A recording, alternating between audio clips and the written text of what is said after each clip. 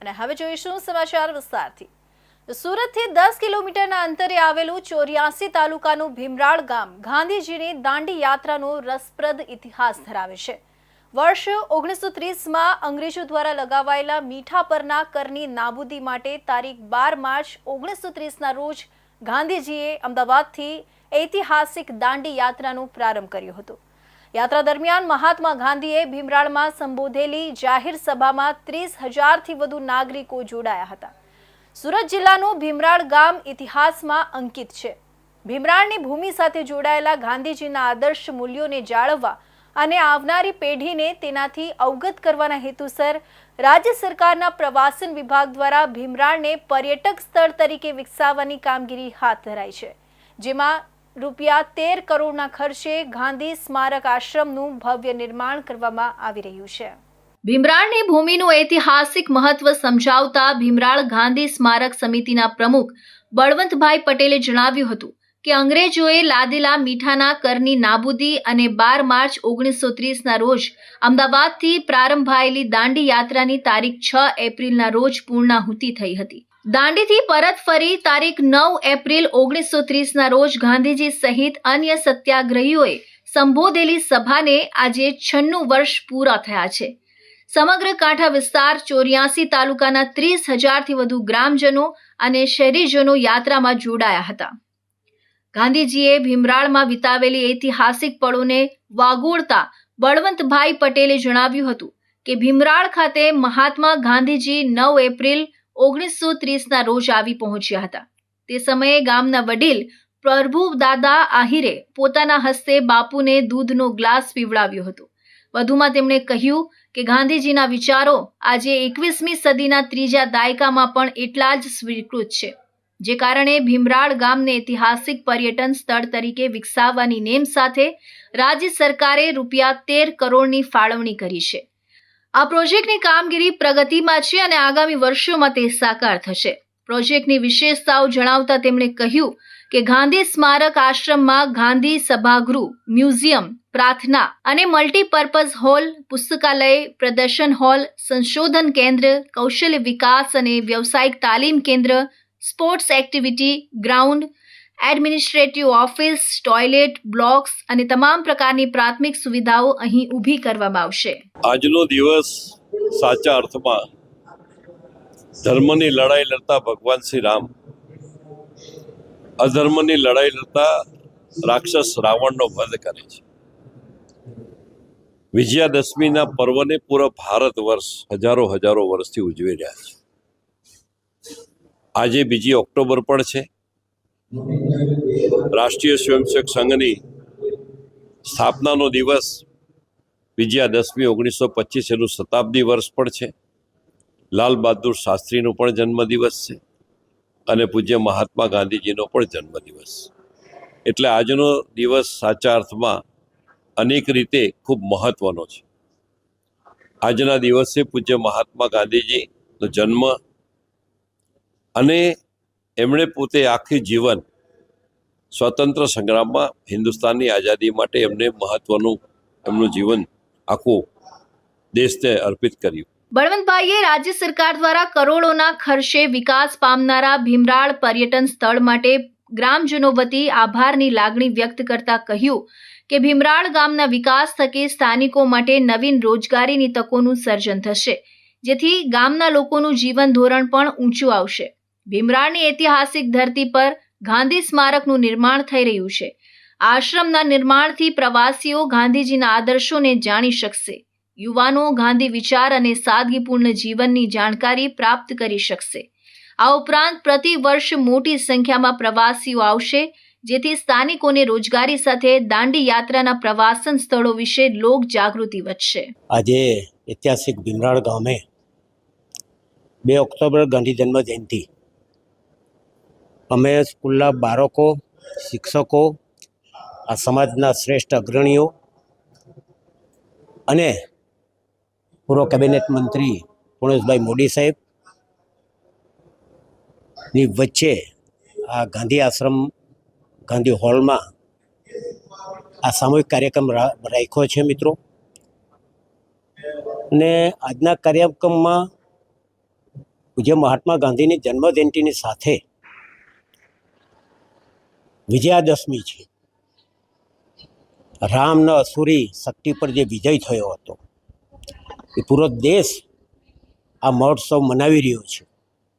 તો અમે પણ ગાંધી જન્મજયંતિની સાથે એક સત્યના માર્ગે ચાલવા અને અસુરી તત્વોને દૂર કરવા માટે આજે અમે કટિબદ્ધ છીએ. મિત્રો, ગાંધીજીના બીજા પુત્ર રામદાસ ગાંધીના પુત્ર કનુભાઈ ગાંધીના પત્ની ડોક્ટર શિવા લક્ષ્મી ગાંધી 56 વર્ષ સુધી અમેરિકા રહ્યા હતા, પરંતુ કનુભાઈ ગાંધીના અવસાન બાદ તેઓ સુરત આવી ગયા હતા.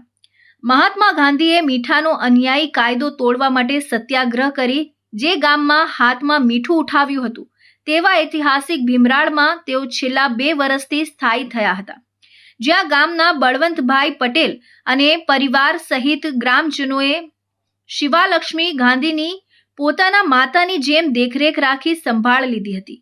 94 વર્ષની વયે ડોક્ટર શિવા લક્ષ્મી ગાંધી દેવાવસાન પામ્યા હતા.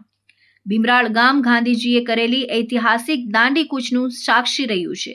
ત્યારે ઈસવીસન 1930માં ભીમરાળ ગામમાં થયેલા સત્યાગ્રહનો ઉલ્લેખ અમેરિકાના 144 વર્તમાન પત્રોમાં કરવામાં આવ્યો છે. આમ જ્યાં આઝાદીની વાત થતી હોય ત્યાં સુરત જિલ્લાના દાંડી સાથે ભીમરાળનું નામ માનભેર લેવામાં આવે છે.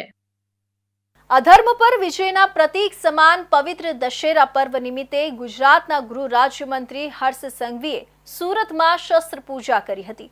આ વખતે પરંપરાગત શસ્ત્રોની સાથે આધુનિક ડ્રોનની પણ પૂજા કરવામાં આવી હતી, જે ગુજરાત પોલીસના બદલાયેલા સમય અને આધુનિકીકરણ તરફના ઝુકાવને દર્શાવે છે.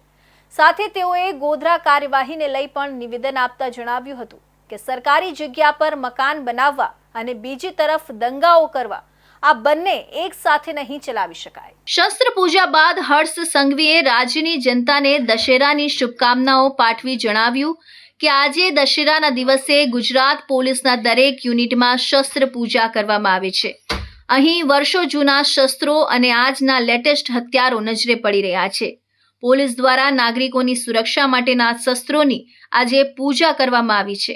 તેમણે ઉમેર્યું કે કાયદો વ્યવસ્થા જાળવવામાં પોલીસને મદદરૂપ થતા ડ્રોન જેવા આધુનિક સાધનો પણ હવે પોલીસના શસ્ત્રાગારનો ભાગ બની ચૂક્યા છે અને તેમની પણ પૂજા કરીને ટેકનોલોજીના મહત્વને સ્વીકારવામાં આવ્યું છે.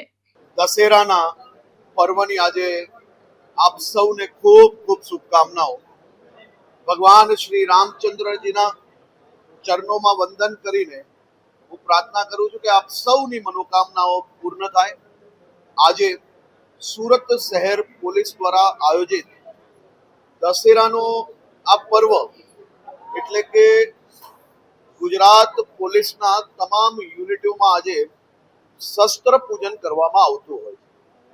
આજે સુરત શહેર પોલીસ દ્વારા આયોજિત શસ્ત્ર પૂજનના આ પૂજામાં ભાગ લીધો અને આપણે જોયું કે વર્ષો જૂના શસ્ત્રથી લઈને આજના જમાનાના એટલે કે નવા લેટેસ્ટ ટેકનોલોજીના તમામ સાધનો જોડે સહજ એ ગુજરાત પોલીસના તમામ શસ્ત્રો અહીંયા નજરે પડે, ચાહે આર્મ્સ વેપન્સ હોય કે પછી આજના જમાનાની ટેકનોલોજીને પહોંચી વળવાના ઇન્સ્ટ્રુમેન્ટ્સ હોય કે પછી ડ્રોન જોડે શહેરના સર્વેલન્સની વાત હોય.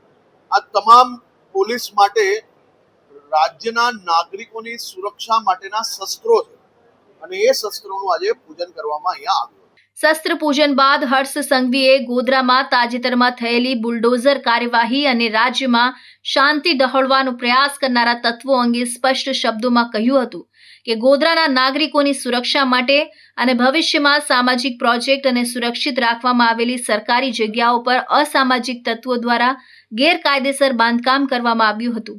એક તરફ સરકારી જગ્યા પર મકાન બનાવવા અને બીજી તરફ દંગાઓ કરવા, આ બંને એક સાથે નહીં ચલાવી શકાય. ગેરકાયદે બાંધકામ કરનારા અને રાજ્યમાં અશાંતિ ફેલાવનારા લોકો સામે ગુજરાત પોલીસ કડકથી કડક પગલાં ભરી રહી છે. સરકારી જગ્યા પર કોઈ પણ પ્રકારના કબજાઓ અને સરકારી જગ્યા પર કબજા કરીને ફરી રાજ્યમાં શાંતિ ફેલાવવી, રાજ્યના સામાન્ય નાગરિકો પર કોઈ પણ પ્રકારનો અડચણ ઊભો કરવો, આવા લોકોને શોધીને ગુજરાત પોલીસ કડક પગલાં ભરી રહી છે અને જો કોઈ આવી ભૂલ કરશે તો આનાથી પણ વધુ કડક પગલાં ભરવામાં આવશે. આજે દશેરાના પવિત્ર પર્વ નિમિત્તે સુરતમાં ભારે ઉત્સાહ જોવા મળી રહ્યો છે. વર્ષોથી ચાલી આવતી પરંપરાને જીવંત રાખતા સ્વાદપ્રિય સુરતી લાલાઓએ ફાફડા જલેબીની જિયાફત માણવા માટે વહેલી સવારથી જ લાઈનો લગાવી દીધી હતી. ફાફડા જલેબી ખરીદવા માટે દુકાન બહાર સવારે 5 વાગ્યાથી લાઈન જોવા મળી હતી. દશેરાના દિવસે ફાફડા અને જલેબી ખાવાનો ક્રેઝ સુરતીઓમાં એટલો પ્રબળ છે કે શહેરભરના ફરસાણ વિક્રેતાઓને ત્યાં ગ્રાહકોની લાંબી કતારો વહેલી સવારના 5 વાગ્યાથી જ જોવા મળી હતી. એક અંદાજ મુજબ સુરતીઓ એક જ દિવસમાં 5 કરોડ રૂપિયાથી પણ વધુના ફાફડા અને જલેબી આરોગી ગયા હતા. આ આંકડો સુરતીઓની મીઠી અને તીખી સ્વાદપ્રિયતાનો પુરાવો છે. વિક્રેતાઓને ત્યાં ફાફડા અને જલેબીના એડવાન્સ ઓર્ડર પણ મોટા પ્રમાણમાં મળ્યા હતા, જેમાં સુરત શહેર અને જિલ્લામાંથી ખાસ ઓર્ડરનો સમાવેશ થાય છે. આ દર્શાવે છે કે આ પરંપરાગત વાનગી માટે લોકોમાં કેટલો લગાવ અને આતુરતા છે. આ વર્ષે સુરતીઓ માટે રાહતની વાત એ છે કે મોંઘવારીના માર વચ્ચે પણ ફાફડા અને જલેબીના ભાવમાં કોઈ વધારો કરવામાં આવ્યો નથી. મોટાભાગના વિક્રેતાઓને ત્યાં ફાફડાનો ભાવ પ્રતિ કિલો 500 રૂપિયા અને જલેબીનો ભાવ પણ પ્રતિ કિલો 500 રૂપિયા રહ્યો છે. ગ્રાહકોનું કહેવું છે કે વર્ષમાં એકવાર આવતા આ પર્વની ઉજવણી કરવા અને પરંપરા જાળવવા માટે મોંઘવારીની ચિંતા કર્યા વગર ખરીદી કરવી જરૂરી છે. આજે દશેરાના પર્વ હિસાબે જલેબી ફાફડાનું વેચાણ અમે લાઈવ કરીએ છીએ.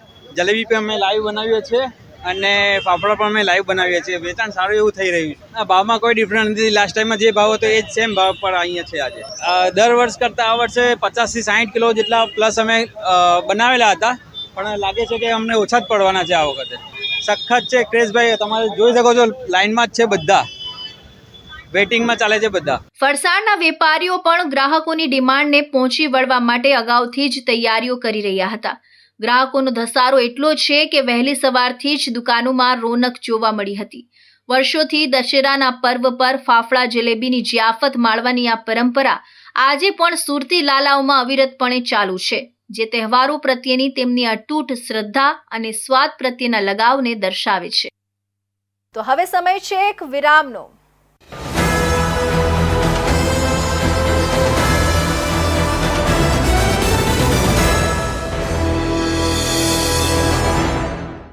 મુદ્દાઓ છે દેશના, પેનલ પર થશે ચર્ચા, વાતમાં થશે સ્પષ્ટ સંવાદ. અમે લાવીએ છીએ તમારા પ્રશ્નોને મંચ પર.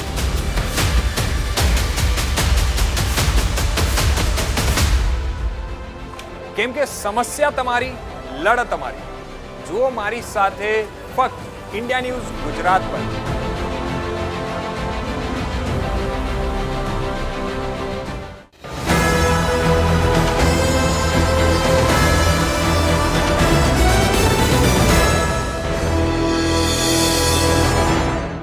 વિરામ બાદ ફરી આપ સૌનું સ્વાગત છે. સુરત અને ઉધના ખાતે ટ્રેનોના કોચને ધોવા અને મેન્ટેનન્સ માટે લઈ જવામાં આવે છે. હવે કોચને ધોવા માટે ટૂંક સમયમાં ડ્રોનની મદદ લેવાશે.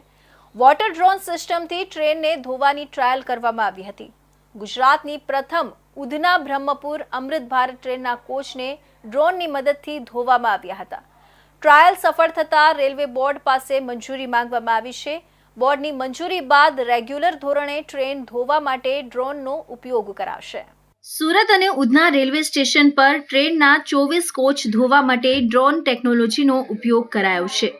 હવામાં ઉડતા ડ્રોનને કોચની ઊંચાઈ સુધી લઈ જઈ પ્રેશરથી કોચ ધોવામાં આવ્યા હતા.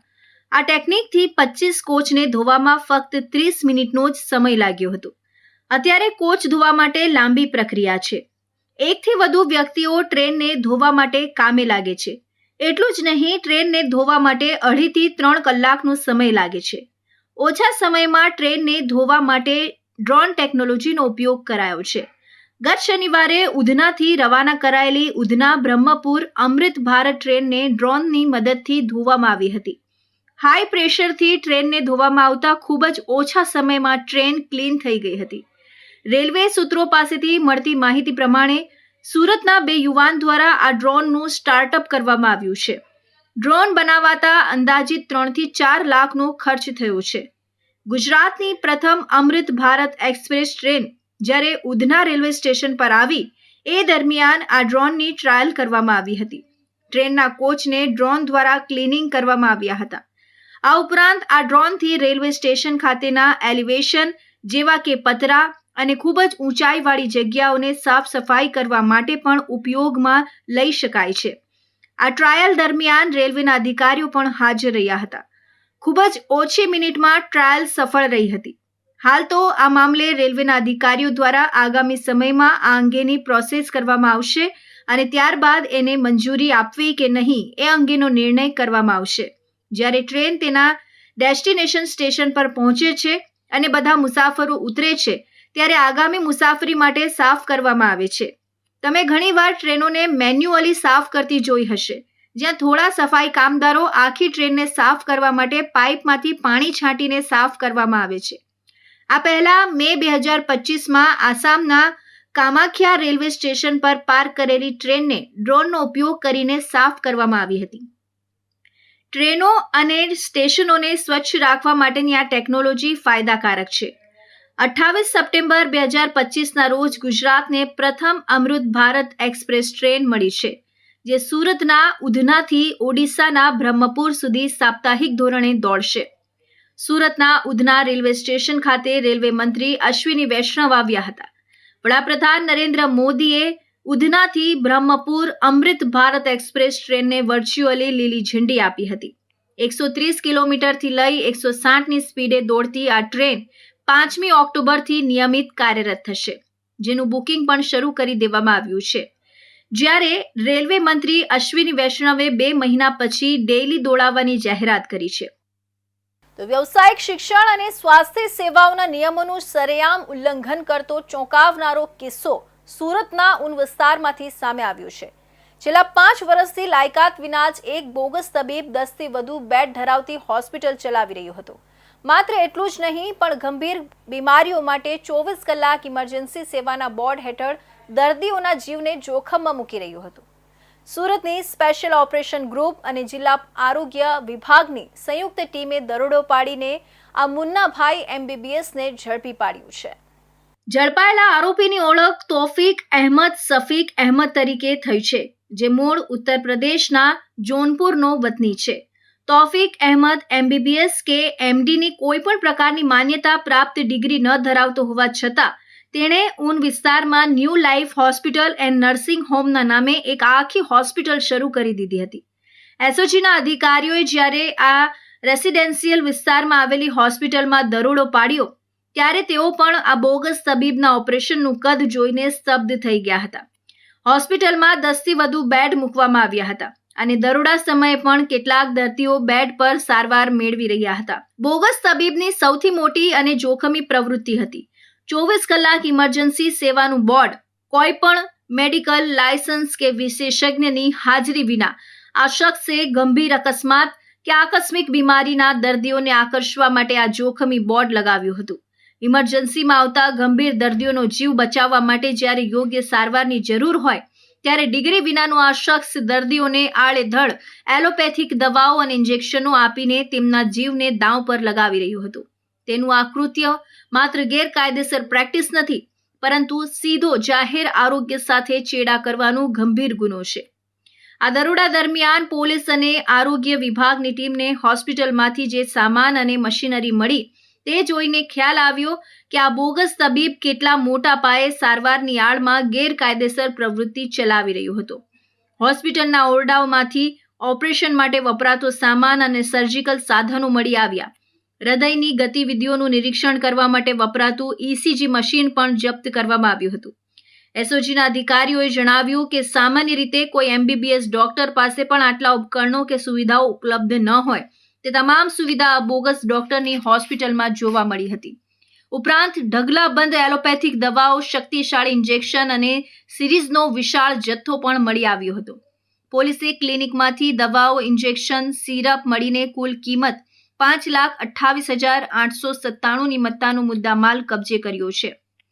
આરોપી તોફીક અહેમદે પૂછપરછમાં કબૂલ્યું છે કે તે છેલ્લા 5 વર્ષથી આ હોસ્પિટલ ચલાવી રહ્યો હતો આટલા લાંબા સમય સુધી ગીચ રહેણાંક વિસ્તારમાં 10 બેડ અને 24 કલાક ઇમરજન્સી જેવી મોટી સેવાના બોર્ડ સાથે આ હોસ્પિટલ ચાલતી રહી અને જિલ્લા આરોગ્ય વિભાગની ટીમને તેની જાણ સુદ્ધા ન થઈ તે એક ગંભીર તપાસનો વિષય છે.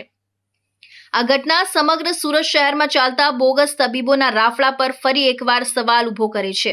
એસઓજીએ તાત્કાલિક આરોપી તોફીક અહેમદ સફીક અહેમદની અટકાયત કરીને તેની વિરુદ્ધ ભેસ્તાન પોલીસ સ્ટેશનમાં ગુનો દાખલ કર્યો છે અને હવે આ નેટવર્કના મૂળ સુધી પહોંચવા માટે વધુ કાર્યવાહી હાથ ધરવામાં આવી છે. જાહેર આરોગ્યની સુરક્ષા માટે તંત્રએ આવા ગેરકાયદેસર પ્રેક્ટિશનરો સામે સખતમાં સખત પગલાં લેવા જરૂરી છે. સુરતમાં સચિન જીઆઈડીસીમાં રહેતી 23 વર્ષીય પરિણીતાએ ઘરમાં ફાંસો ખાઈ આપઘાત કરી લીધો હતો. પરિણીતાને અન્ય કોઈક યુવક સાથે આળા સંબંધ હતા. પરિણીતાએ મળતા પહેલા એક ઓડિયો રેકોર્ડિંગમાં તેણી પ્રેમી યુવકને કહી રહી છે કે તે મને 8 મહિના સુધી અલગ અલગ હોટલમાં લઈ જઈ મારું શારીરિક શોષણ કર્યું છે અને હવે તને હું આસાનીથી છોડીશ નહીં. બાદમાં તેણીએ આપઘાતનું પગલું ભરી લીધું હતું. મૂળ ઉત્તર પ્રદેશના વતની અને હાલ સચિન જીઆઈડીસી વિસ્તારમાં આવેલી સોસાયટીમાં 23 વર્ષીય પરિણીતા પતિ અને એક પુત્ર સાથે રહેતી હતી. પતિ જરી ખાતામાં કામ કરી પરિવારનું ભરણ પોષણ કરે છે. પરિણીતાએ 5 વર્ષ પહેલા પ્રેમ લગ્ન કર્યા હતા. ગઈકાલે સાંજે પરિણીતાએ ઘરે રસોડામાં લગાવેલી લોખંડની એંગલ સાથે દુપટ્ટો બાંધી ફાંસો ખાઈ આપઘાત કરી લીધો હતો. મૃતક પરિણીતાના પતિએ જણાવ્યું હતું કે પરિણીતાને કોઈક યુવક સાથે આળા સંબંધ હતા. પત્નીના મોબાઈલ ફોનમાંથી તેણીએ મરતા પહેલા બોલેલા 4 ઓડિયો રેકોર્ડિંગ મળી આવ્યા હતા, જેમાં એક ઓડિયો રેકોર્ડિંગમાં પત્ની સામેવાળા પ્રેમી યુવકને બોલી રહી છે કે તે મને 8 મહિના સુધી અલગ અલગ હોટેલમાં લઈ જઈ મારું શારીરિક શોષણ કર્યું છે અને હવે તને હું આસાનીથી છોડીશ નહીં. सर ये मेरे वाइफ का नाम कृष्णा देवी प्रजापति है और उम्र सर 24 साल है और सर मैं ड्यूटी पे था तो मेरे को सामने वाले का फ़ोन आता है बगल वाले का पड़ोस का कि तुम्हारे घर में कुछ हो गया है अर्जेंट आओ. तो मैंने फिर मैं मास्टर को बोला, सुपरवाइजर के कंपनी को बोला मैं. उसके बाद मैं आया तो यहाँ देखा तो फांसी खाई हुई थी. तो कारण कुछ समझ नहीं आ रहा सर इसका मेरे को कोई जानकारी है नहीं वैसे विषय. कितने साल हो गए शादी के आपके? 5 साल हो गए सर. बच्चे एक है सर, लड़का है सर, 2.5 साल का. हाँ लव मैरिज है क्या कोई हैरान करा था लड़की को, कोई चक्कर था कुछ? नहीं सर इसके बारे में मेरे को कोई जानकारी नहीं है. मोबाइल में से कुछ निकला है? नहीं सर मुझे कोई ऐसा परेशान करता हो फोन करके ऐसा कुछ? मेरे सामने तो कोई फोन नहीं आया है सर और ना ही कभी मैं उसका जल्दी मतलब कोई डाउट करता था उसके ऊपर ऐसा कुछ का मतलब कुछ ऐसा है. कहाँ के रहने वाले हो? मैं सर उत्तर प्रदेश यूपी. यहाँ पे कितने साल से रहते यहाँ तो सर मैं बचपन से रह रहा हूँ. घटना तो मैं गया वहाँ पर तो नीचे उतार दिए थे, यहाँ फांसी लगी हुई थी. हाँ क्या डाउट है आपको अभी? क्या डाउट तो लगा है मेरे को, तो कोई फांसी लगा दिया, उसको लटका दिया गया कपड़े से. हाँ आप वहाँ पे गए थे, क्या कुछ देखे पुलिस के? वहाँ तो मैं देखा तो निशान लगा है गर्दन के ऊपर, यहाँ पे निशान लगा है उसको. वो निशान आया कहाँ से? फांसी में तो निशान तो नहीं चाहिए इसे ना, लड़के निशान फांसी लगाए तो. हाँ क्या कुछ किसी से झगड़ा हुआ था, क्या कुछ बात हुई? वो मुझे नहीं मालूम, झगड़ा करते थे. इनकी मम्मी जो है ना वो फोन कर आता 10 दिन पहले बोली थी भाई मैं यहाँ नहीं रहूंगा, मैं गाँव बुला लो 10 दिन के लिए. हाँ झगड़े मारपीट कर रहे हैं. ઓડિયો રેકોર્ડિંગ કર્યા બાદ પરિણીતાએ આપઘાતનું પગલું ભરી લીધું હતું. આ બનાવ અંગે સચિન જીઆઈડીસી પોલીસને જાણ કરાતા પોલીસે પરિણીતાનો મોબાઈલ ફોન કબજે કરી રેકોર્ડિંગના આધારે ઊંડાણપૂર્વકની તપાસ હાથ ધરવામાં આવી છે. જ્યારે પરિણીતાના આપઘાતના પગલાને લઈને એકના એક પુત્રએ માતાની છત્રછાયા ગુમાવી છે, જેથી પરિવારમાં શોકનો માહોલ છવાઈ જવા પામ્યો છે. સુરત શહેરમાં પોલીસ દ્વારા જપ્ત કરાયેલા લાખોની કિંમતના વિદેશી દારૂ પર સરકારનું બુલડોઝર ફરી વળ્યું. સિંગણપોર ખાતે આ કાર્યવાહી હાથ ધરાઈ હતી, જેમાં 7,25,000ના દારૂનો નાશ કરવામાં આવ્યો. માહિતી મુજબ કતારગામ, લાલગેટ, મહિદરપુરા અને ચોક બજાર પોલીસ સ્ટેશનોની ટીમો દ્વારા દારૂના 59 જેટલા પ્રોહિબિશન કેસો દાખલ કરાયા હતા. આ કેસોની તપાસ દરમિયાન ઝડપાયેલા દારૂના જથ્થાને કાનૂની કાર્યવાહી બાદ જાહેર રીતે નષ્ટ કરવામાં આવ્યો. ગુજરાતમાં દારૂબંધી કાયદા હેઠળ પોલીસ અને નશાબંધી વિભાગ સતત કાર્યવાહી કરી રહ્યા છે, તેના અંતર્ગત સુરત શહેરમાં લાખોની કિંમતના વિદેશી દારૂનો નાશ કરવામાં આવ્યો હતો. સિંગણપોર ખાતે આ કાર્યવાહી હાથ ધરવામાં આવી હતી, જેમાં કુલ 7,25,000ના દારૂનો નાશ કરાયો હતો. કતારગામ, લાલગેટ, મહિધરપુરા અને ચોક બજાર પોલીસ સ્ટેશનો દ્વારા અલગ અલગ વિસ્તારોમાંથી વિદેશી દારૂનો જથ્થો ઝડપી પાડવામાં આવ્યો હતો. આ દરમિયાન કુલ 59 જેટલા પ્રોહિબિશનના કેસો નોંધાયા હતા. આ કેસોમાં પોલીસ દ્વારા જપ્ત કરાયેલા દારૂના જથ્થાને કાનૂની કાર્યવાહી પૂર્ણ કર્યા બાદ નાશ કરવાની પ્રક્રિયા હાથ ધરવામાં આવી હતી. સરકારી નિયમો મુજબ દારૂનો નાશ સુરત શહેરના સિંગણપોર ખાતે કરવામાં આવ્યો હતો. આ કામગીરી દરમિયાન સુરત શહેરના deputy police commissioner DCP Raghav Jain, મામલતદાર તેમજ નશાબંધી આબકારી વિભાગના અધિકારીઓ ઉપસ્થિત રહ્યા હતા. તંત્રએ બુલડોઝર વડે જપ્ત કરાયેલા વિદેશી દારૂનો નાશ કરીને કડક સંદેશો આપ્યો હતો કે રાજ્યમાં દારૂબંધી કાયદાનો ભંગ કરનારાઓને બિલકુલ છોડવામાં આવશે નહીં. ગુજરાતમાં દારૂબંધી કાયદો અમલમાં હોવા છતાં ગેરકાયદેસર દારૂની હેરાફેરી અને વેચાણની ઘટનાઓ સામે આવતી રહી છે. આવા સંજોગોમાં પોલીસે હાથ ધરેલી કાર્યવાહી રાજ્યમાં દારૂબંધી કાયદાની અમલવારીને વધુ મજબૂત બનાવવા માટે મહત્વપૂર્ણ સાબિત થશે. તંત્ર દ્વારા સમયાંતરે ઝડપાયેલા દારૂના જથ્થાનો નાશ કરવામાં આવે છે, જેથી આ જથ્થાનો કોઈ દુરુપયોગ ન થાય. આ કાર્યવાહીથી સ્પષ્ટ સંદેશો મળે છે કે સુરત શહેર પોલીસ તેમજ નશાબંધી વિભાગ દારૂના ગેરકાયદેસર ધંધા સામે શૂન્ય સહનશીલતા એટલે કે ઝીરો ટોલરન્સની નીતિ પર કામ કરી રહ્યા છે. बोली एरिया में जोन 3 विस्तार में जितने भी पुलिस स्टेशन पड़ते हैं, कतरगाम, सिंगनपुर, चौक, लालगेट और मैदरपुरा, उनका जितना भी प्रोहिबिशन के रिलेटेड मुद्दा माल था उसका नाश किया जा रहा है.